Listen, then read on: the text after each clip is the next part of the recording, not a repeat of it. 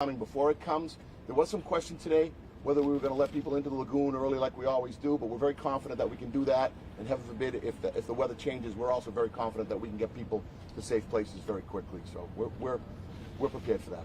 Your news coverage last week was see something, say something. You can't help but get anywhere near here, 3 or 4 blocks, and realize how big security this operation is. Yeah, I appreciate that. We work very hard at that with our partners. We've got a lot of partners out here, federal partners, local partners, other states. You'll see state police agencies from all in New England represented here today. We have a big footprint here, and that's deliberate. We want to encourage people to come out. We want to tell them that we're doing our best to keep them safe, and we want them to have a good time here. It's comprehensive, and we'll be here right up till and after the fireworks end this evening. What's the biggest challenge today? Well, I think the challenge, the weather is certainly a concern, but I expect it's going to blow over, and I want people to understand that we want you to come. We want you to come here. Please don't stay home because you're afraid of the weather. We expect it to go by. In terms of the security, we're very mindful of some of the security issues, but we want, as you mentioned, we want people to be vigilant, but not paranoid. We still want you to come out and have a good time. So I would stress vigilance without paranoia. If you see something, please say something and know that the men and women that are here, sworn law enforcement, if they see something, they're going to do something. And I expect everybody will come here, behave themselves, and have a great time. Can you go over the list of things that are not allowed? You said umbrellas are allowed, ponchos, but what can you not bring in today? Well, I'm glad you asked that because today I'm prepared for that question. But I'm going to read from you. If you have any questions about it, if you're planning on coming here today, and I appreciate the partnership that we have because you've helped us broaden our audience by getting this information out to the general public. But on our website, I can rip through this if you'd like. The allowed items are pop-up tents / canopies with no sides, maximum 10 by 10. So I would tell you that umbrellas are okay, ponchos are okay, blankets or tarps no bigger than 10 by 10, folding beach chairs only, coolers carried by shoulder strap or single handle, no wheels. Those are allowed items in terms of trying to keep yourself dry and comfortable. I think that'll cover it for you. I would encourage you to dress appropriately, but please, this is Boston. It's a little bit of rain.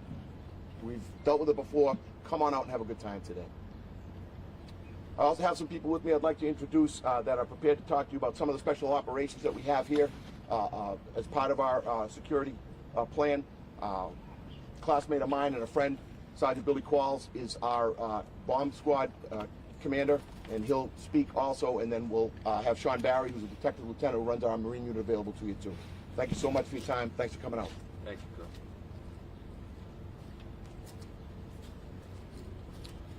Good afternoon, everyone. My name is Bill Qualls, Sergeant with the State Police, the Bomb Squad Commander for the State Police, also the operational lead for the Sea Burning Task Force, chemical, biological, radiological, nuclear, and explosive. A very robust, multidisciplined, multifaceted approach that we bring to bear for this event, as well as we do for the Boston Marathon. We have approximately 200 members comprised of federal, state, local, Department of Defense personnel, to cover down on any perceived threat. As the Colonel mentioned, at this point in time, there's no credible threat that's been conveyed by our federal partners or by JTTF or our Fusion Center. But we have to be prepared for any contingency which may arise. We have multiple canines. We have approximately 68 canines deployed for this event, such as Austin, that you see here before you. We have state police from throughout New England, as well as New York State Police assisting us in this endeavor. We started operations multiple days ago, and we look forward to a very happy event, a very joyous event, and a very, very family-friendly event. So, do you have any questions for me? Sergeant, does the weather, the rain, impact Austin's ability to track and stuff like that? Great question, sir, but no. We train in all types of weather, inclement weather, hot days, cold days, etc. There are certain elements which may cause them to get tired quickly, but that's why we have so many dogs. A very robust footprint that we can just constantly rotate people out so they don't get too tired. Sergeant, what's the geographic area you guys are covering?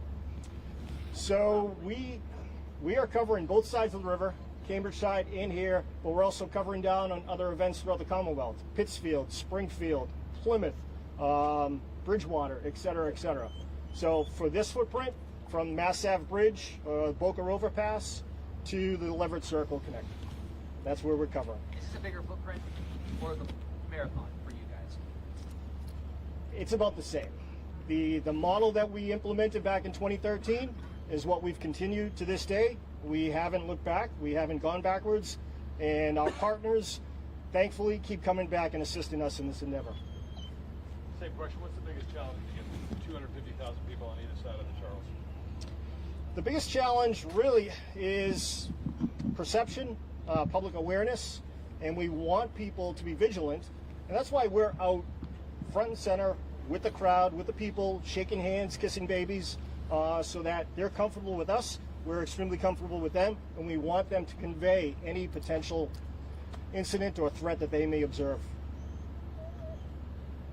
If there's no further questions for me, I'd like to turn it over to Lieutenant Colonel Veronica Mack from the 1st Civil Support Team.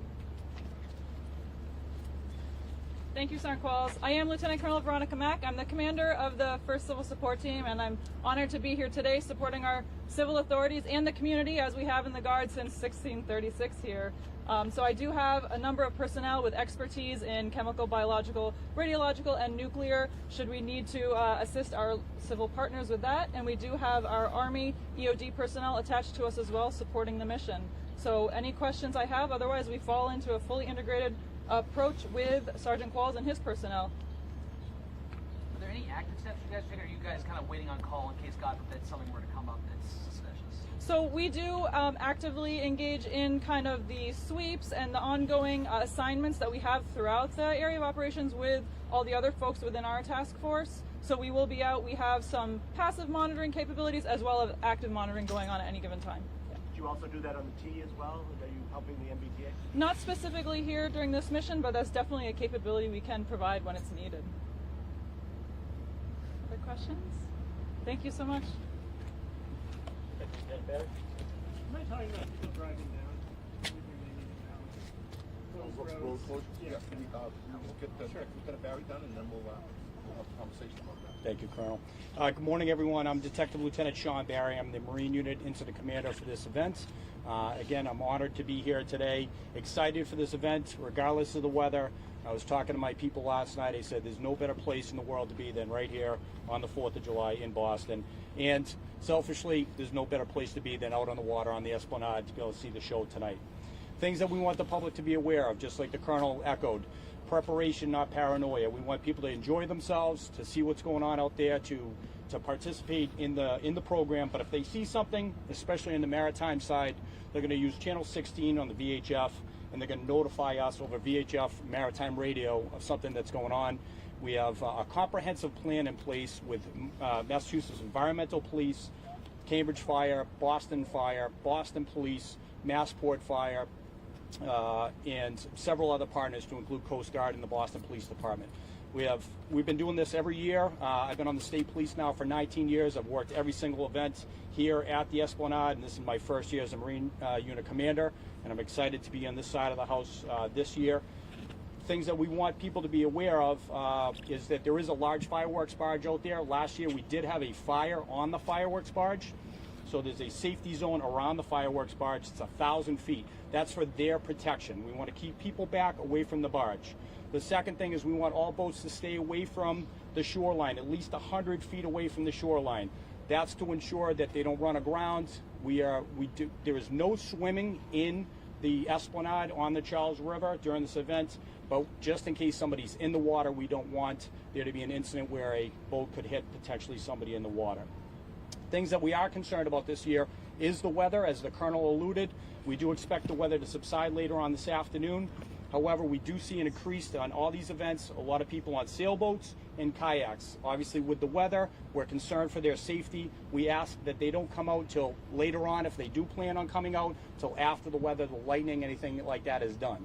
If there is a catastrophic event with the weather, we ask that the larger boats just stay where they are, don't move, so that we can evacuate the smaller boats to the shore or bring them on our boats if needed. If everybody remembers, a number of years ago, there was a large microburst that came through, and we had to rescue several of the kayakers off their boats and put them on our boats.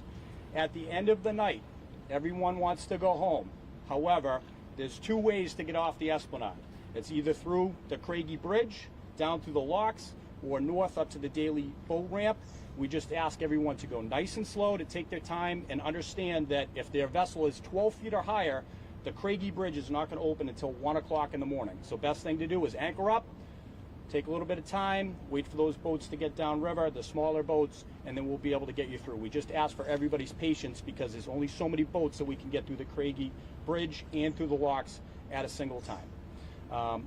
I'm excited. This is our nation's birth. Great day to be here, and I'll take any questions if anybody has You guys them. have had a big campaign on BUI. How big of effect is that on a day like today when you got 12 hours people on a boat? Absolutely. That's a fantastic point, Frank. Thank you for bringing that up. Yes, just like operating a motor vehicle, we ask that everybody understand that you are operating a very large vessel and it has the potential of crashing or potentially hurting somebody else. So if you are enjoying yourself today and you're having beverages, having alcoholic beverages, we ask you just to moor up. You're allowed to stay here overnight and do not operate that vessel, or identify somebody that is sober, that is capable and can take command of that vessel to operate it out tonight. Great question. Thank you very much. You have a rough call.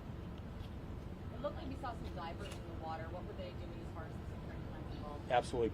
Another great question. So Lieutenant Dan Popovich is our dive team commander. He's my executive officer. There's a comprehensive sweep done all the way from the locks all the way up through the esplanade, any type of fixed positions, the locks themselves, the bridges, to ensure that there's nothing nefarious left, no explosives, anything like that. Similar to Sergeant Qualls' mission, we ensure that there's no obstructions for boats coming through and any type of explosive devices. The rough ballpark, how many boats you guys usually average on the water? So right now, the last estimate that I got is that there are and this is all on the Charles, and this includes dock boats right now, 322 as of 10 o'clock this morning.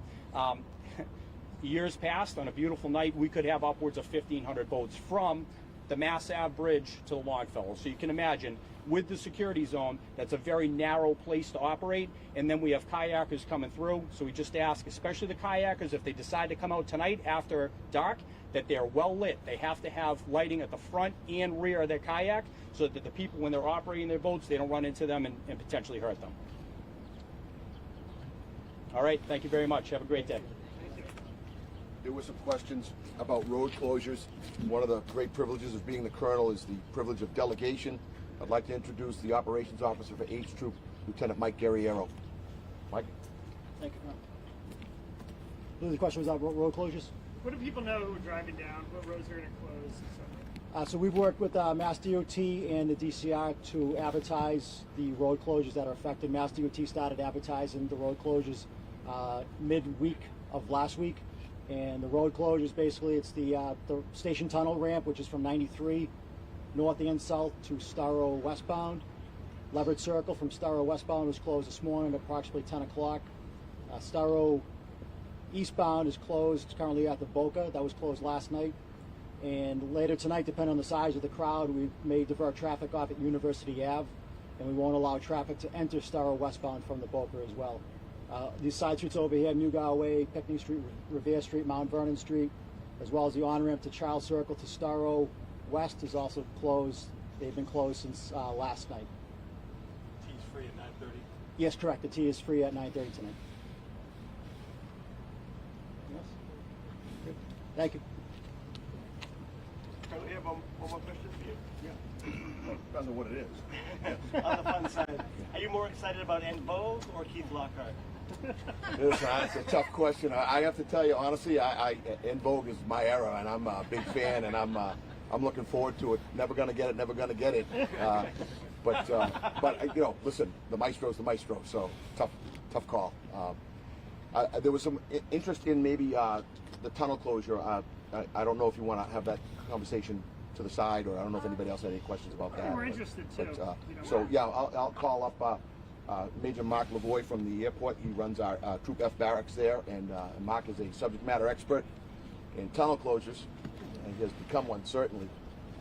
Sorry to put you on the spot, Mark. Another friend and classmate. Sir. What do people need to know starting at midnight tonight when we're talking about the Sumner Tunnel?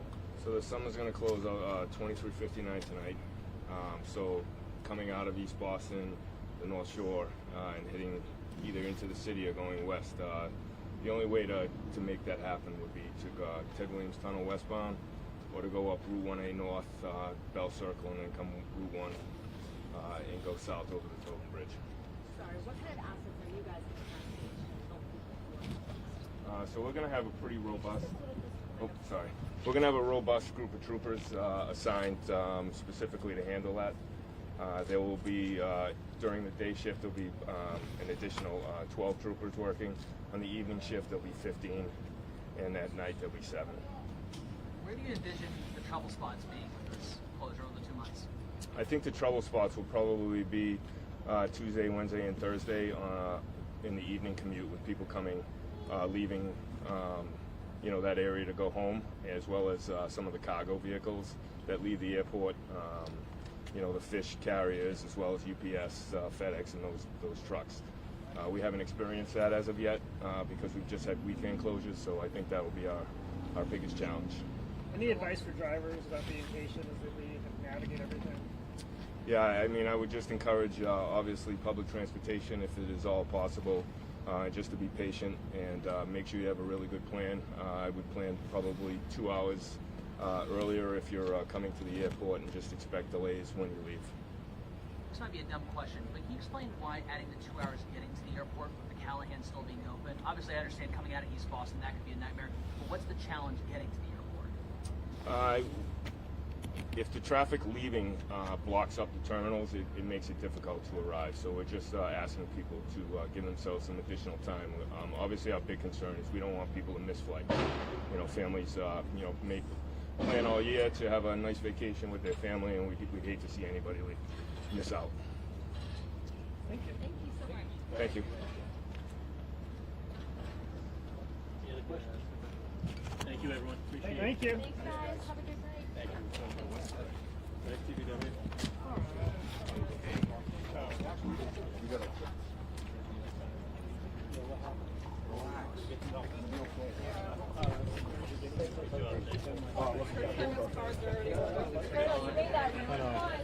No, no, no.